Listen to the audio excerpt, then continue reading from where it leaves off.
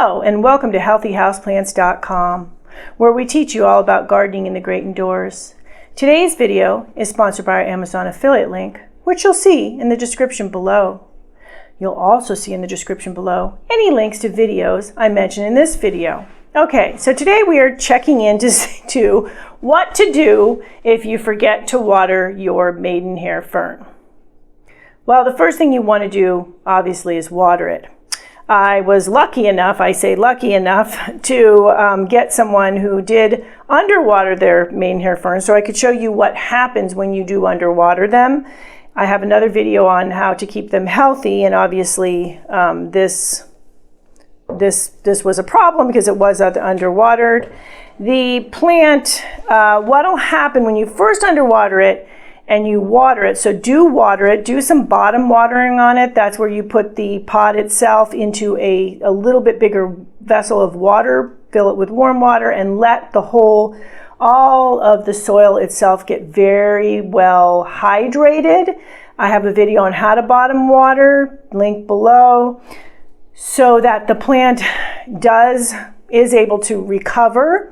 At first you may think, oh, it's okay, I think it's okay, but then you will notice over a few days, give it a few days, what will happen is you get the crunchy leaves, so the plant will basically get rid of certain branches in response to the drought.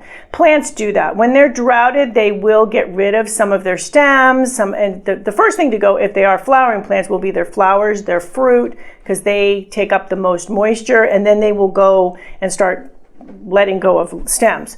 So this one, as you can see, let go of quite a bit here. So what I'm going to do right now is what you want to do once you've let the plant sit for about a week, at least a week after the droughting. Then you want to cut the dead stuff off at the base of the plant, and you kind of have to go in there and be careful, because the maidenhair fern has a very fine stems, and they will be intertwined. Healthy will be intertwined with dead, so you don't want to cut off, obviously at this point, any of the good stuff. So cut it off as much as you can at the base of the plant. And see, I did get a little healthy, but not really. It's actually was going out as well. So follow it down to the base as you prune. What we're doing here is we're going to clean it up.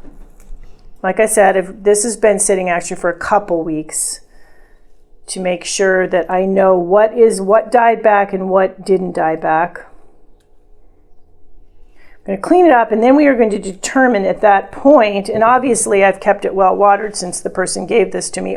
See here, this is very easy to do. I did accidentally cut off a good branch, so be careful that you don't do what I just did. It is easy to do though. Okay, so here, making sure I've got it down here. I'm getting if it is only partially dead, so say you find it halfway down, cut to just right above where the good growth is. You don't want to leave any stem that doesn't have anything on it, because that will rot down and continue to rot down. Okay, I think I've got this girl cleaned up pretty good. A little more excess down here. Just holding up the good stuff. Make sure I don't get it. You also want to look there too carefully down here, because you may see depending on how long it's been since it was droughted, you may see new little tiny sprouts coming up.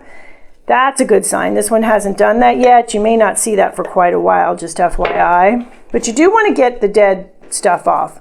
I have another video about why keeping dead stuff off the plants is important. Okay, so now you can see at this point what we have left. And besides the fact that you want to know what you have left and you want the plant to look better, because obviously all the dead stuff did not look really good, you also will be able to, at this point in time, determine if the plant needs to be repotted, because it may have lost so much upper growth that there is not enough upper growth for the amount of soil that the plant is in. If you have, and I have a video on this and I talk about this all the time, you want a 2/3 plant to 1/3 pot combo.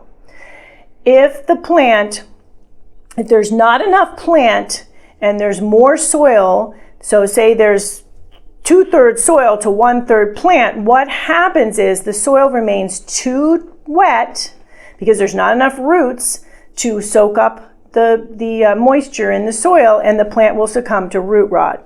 Now, one thing about maidenhair ferns is they like to be kept on the wet side. Unlike a lot of houseplants which like to approach dryness, you want to keep these guys moist so a lot of times it is okay for the soil to be moist, but you still want that good ratio even with these guys.